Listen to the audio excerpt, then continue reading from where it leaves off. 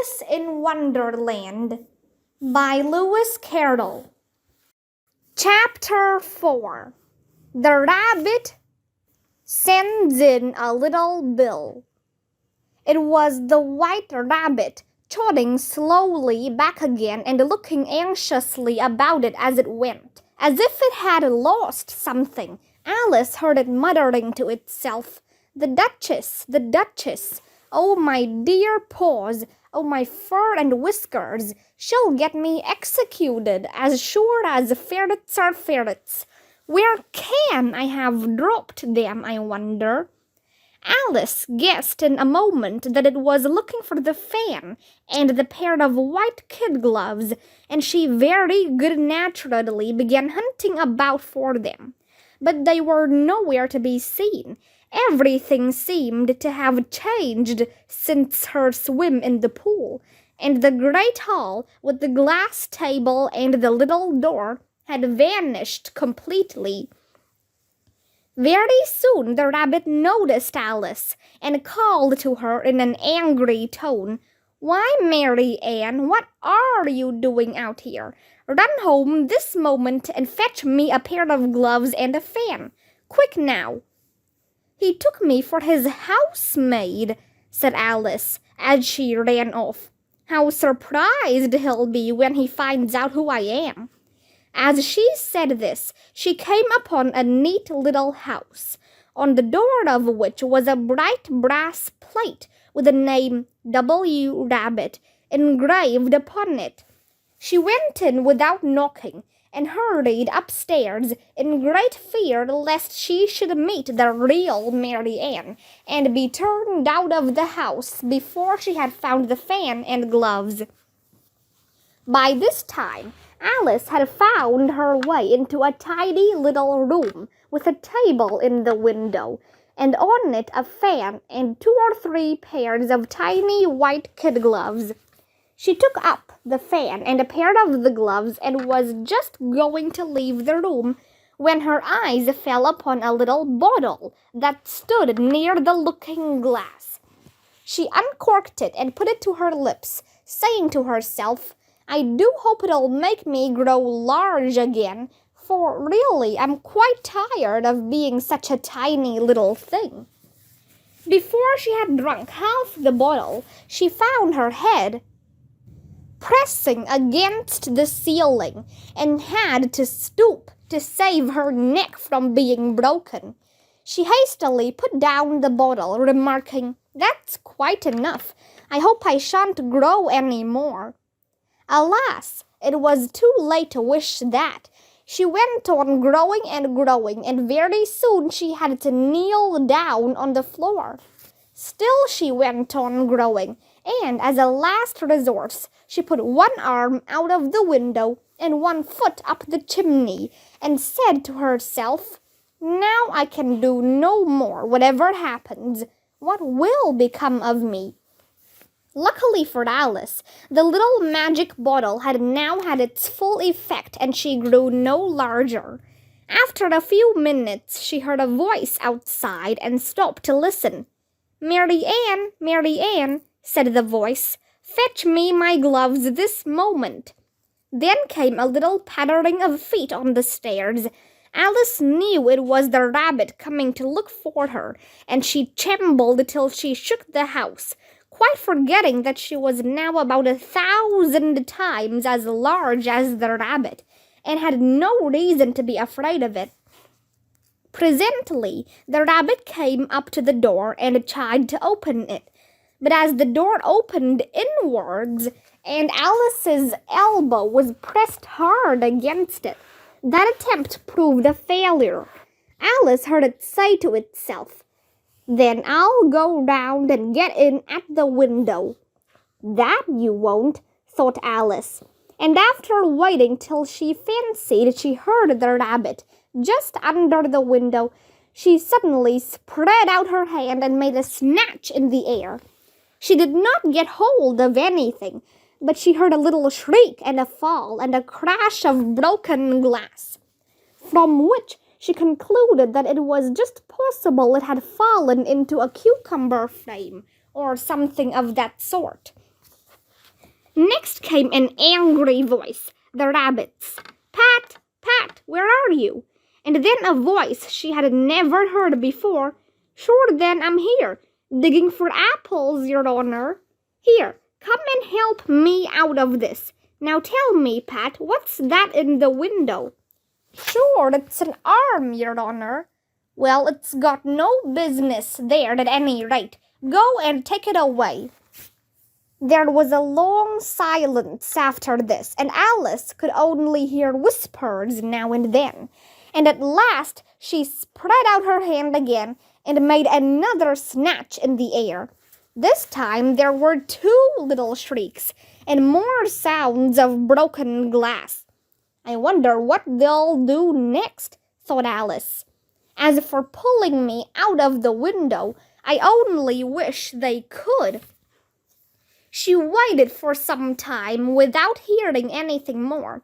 At last came a rumbling of little cartwheels and the sound of a good many voices all talking together. She made out the words, "Where's the other ladder? Bill's got the other. Bill! Here, Bill! Will the roof bear? Who's to go down the chimney?" "Nay, I shan't. You do it. Here, Bill, the master says you've got to go down the chimney." Alice drew her foot as far down the chimney as she could, and waited till she heard a little animal scratching and scrambling about in the chimney close above her. Then she gave one sharp kick and waited to see what would happen next. The first thing she heard was a general chorus of "There goes Bill!" Then the rabbit's voice alone, "Catch him, you by the hedge!" Then silence, and then another confusion of voices. "Hold up his head! Brandy now! Don't choke him! What happened to you?" Last came a little feeble, squeaking voice. "Well, I hardly know. No more, thanky. I'm better now. All I know is something comes at me like a jack-in-the-box, and up I goes like a skyrocket." After a minute or 2 of silence, they began moving about again, and Alice heard the rabbit say, "A barrowful will do to begin with." "A barrowful of what?" thought Alice. But she had not long to doubt, for the next moment a shower of little pebbles came rattling in at the window, and some of them hit her in the face. Alice noticed with some surprise that the pebbles were all turning into little cakes as they lay on the floor, and a bright idea came into her head. "If I eat one of these cakes," she thought, "it's sure to make some change in my size." So she swallowed one of the cakes and was delighted to find that she began shrinking directly. As soon as she was small enough to get through the door, she ran out of the house and found quite a crowd of little animals and birds waiting outside. They all made a rush at Alice the moment she appeared, but she ran off as hard as she could and soon found herself safe in a thick wood. "The first thing I've got to do," said Alice to herself as she wandered about in the wood, "is to grow to my right size again, and the second thing is to find my way into that lovely garden. I suppose I ought to eat or drink something or other, but the great question is, what?" Alice looked all around her at the flowers and the blades of grass, but she could not see anything that looked like the right thing to eat or drink under the circumstances. There was a large mushroom growing near her, about the same height as herself. She stretched herself up on tiptoe and peeped over the edge, and her eyes immediately met those of a large blue caterpillar that was sitting on the top with its arms folded, quietly smoking a long hookah and taking not the smallest notice of her or of anything else. Chapter 5. Advice from a Caterpillar.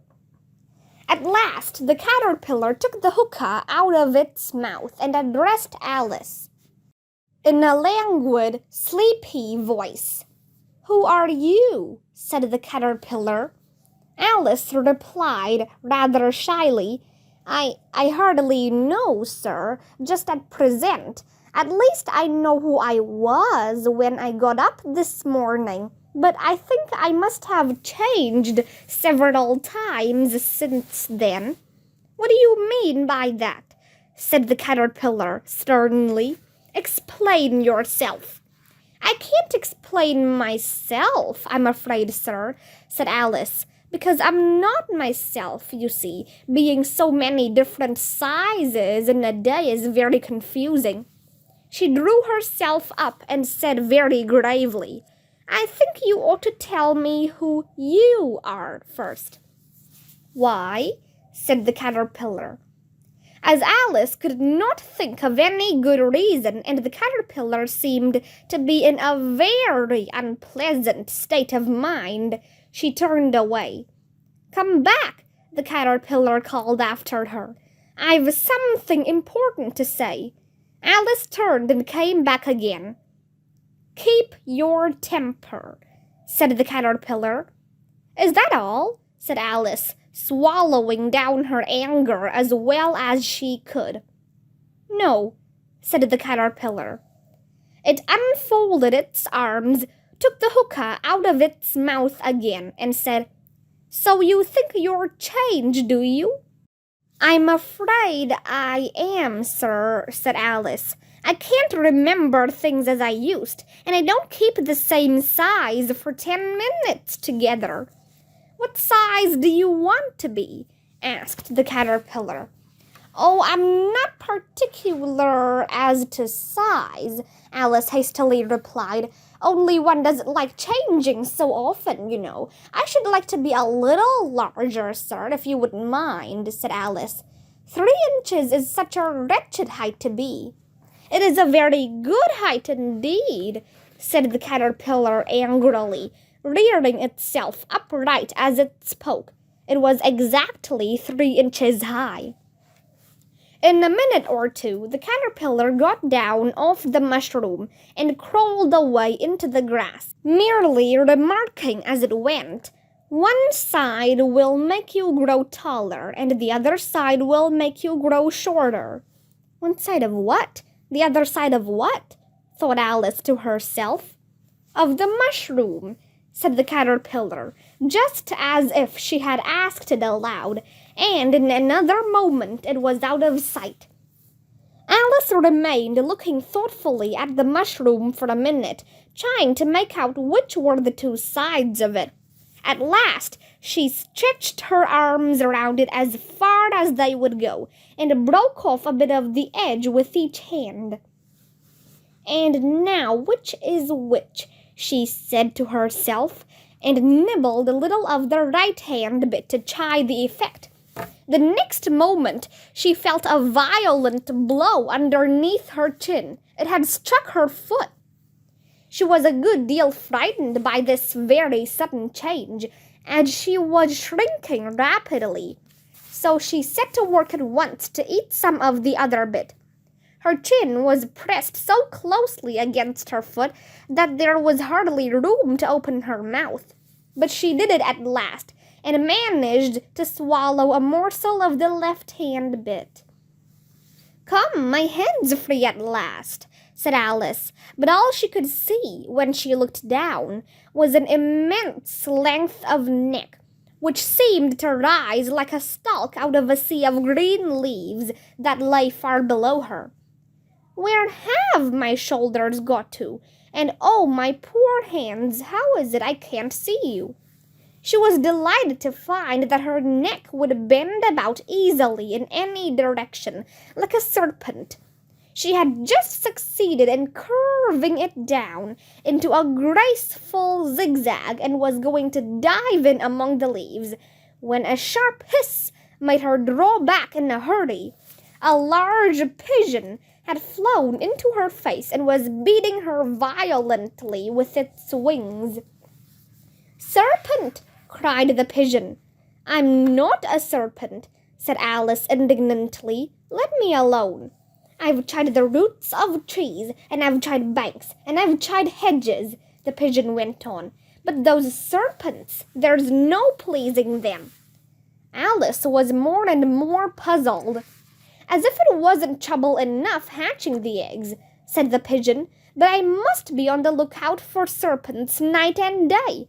And just as I'd taken the highest tree in the wood," continued the pigeon, raising its voice to a shriek, "and just as I was thinking I should be free of them at last, they must needs come wriggling down from the sky.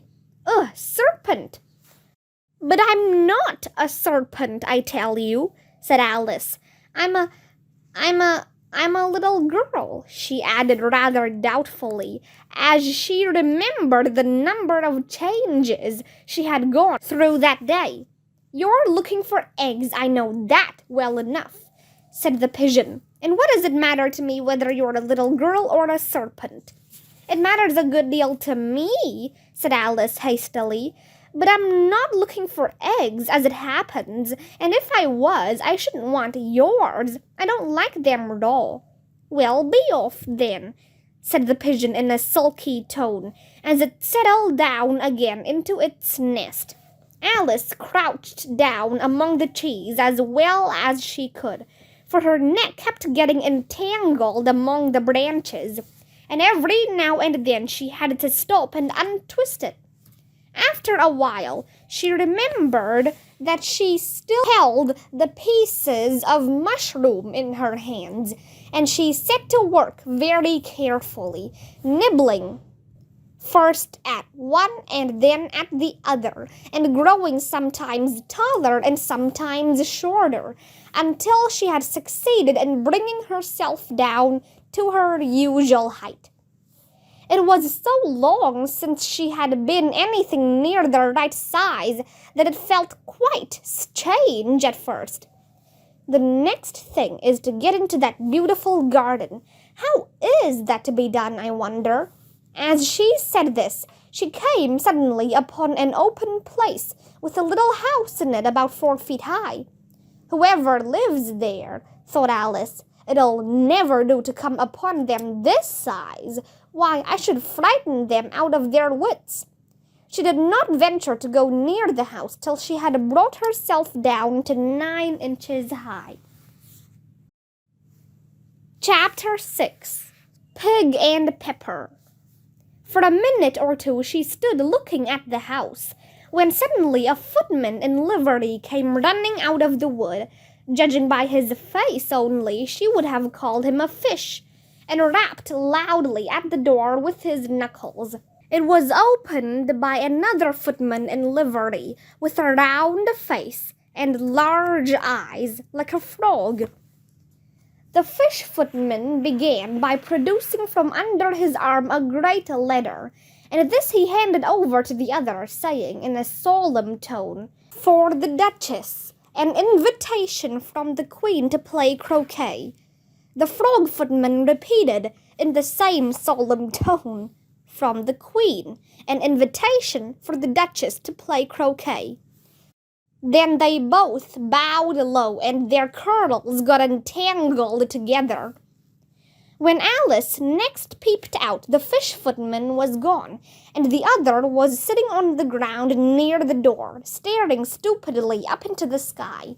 Alice went timidly up to the door and knocked. "There's no sort of use in knocking," said the footman, "and that for 2 reasons. First, because I'm on the same side of the door as you are. Secondly, because they're making such a noise inside no one could possibly hear you." And certainly there was a most extraordinary noise going on within, a constant howling and sneezing, and every now and then a great crash, as if a dish or kettle had been broken to pieces. "How am I to get in?" asked Alice. "Are you to get in at all?" said the footman. "That's the first question, you know." Alice opened the door and went in. The door led right into a large kitchen, which was full of smoke from one end to the other. The Duchess was sitting on a three-legged stool in the middle, nursing a baby. The cook was leaning over the fire, stirring a large cauldron which seemed to be full of soup. "There's certainly too much pepper in that soup," Alice said to herself, as well as she could, for sneezing. Even the Duchess sneezed occasionally, and as for the baby, it was sneezing and howling alternately without a moment's pause. The only two creatures in the kitchen that did not sneeze were the cook and a large cat, which was grinning from ear to ear. "Please, would you tell me," said Alice a little timidly, "why your cat grins like that?" "It's a Cheshire cat," said the Duchess, "and that's why." "I didn't know that Cheshire cats always grinned. In fact, I didn't know that cats could grin," said Alice. "You don't know much," said the Duchess, "and that's a fact." Just then the cook took the cauldron of soup off the fire and at once set to work throwing everything within her reach at the Duchess and the baby. The fire irons came first, then followed a shower of saucepans, plates, and dishes. The Duchess took no notice of them, even when they hit her, and the baby was howling so much already that it was quite impossible to say whether the blows hurt it or not. "Oh, please mind what you're doing," cried Alice, jumping up and down in an agony of terror. "Here, you may nurse it a bit if you like," the Duchess said to Alice, flinging the baby at her as she spoke. "I must go and get ready to play croquet with the Queen," and she hurried out of the room. Alice caught the baby with some difficulty, as it was a queer-shaped little creature, and held out its arms and legs in all directions. "If I don't take this child away with me," thought Alice, "they're sure to kill it in a day or two. Wouldn't it be murder to leave it behind?" She said the last words out loud, and the little thing grunted in reply. "If you're going to turn into a pig, my dear," said Alice, "I'll have nothing more to do with you. Mind now." Alice was just beginning to think to herself, "Now what am I to do with this creature when I get it home?" when it grunted again so violently that Alice looked down into its face in some alarm. This time there could be no mistake about it. It was neither more nor less than a pig, so she set the little creature down and felt quite relieved to see it trot away quietly into the wood. Alice was a little startled by seeing the Cheshire cat sitting on a bough of a tree a few yards off. The cat only grinned when it saw her. "Cheshire Puss," began Alice rather timidly, "would you please tell me which way I ought to go from here?" "In that direction," the cat said, waving the right paw round, "lives a hatter, and in that direction," waving the other paw, "lives a March hare. Visit either you like. They're both mad." "But I don't want to go among mad people," Alice remarked. "Oh, you can't help that," said the cat. "We're all mad here. Do you play croquet with the Queen today?" "I should like it very much," said Alice, "but I haven't been invited yet." "You'll see me there," said the cat, and vanished. Alice had not gone much farther before she came in sight of the house of the March Hare. It was so large a house that she did not like to go near till she had nibbled some more of the left-hand bit of mushroom.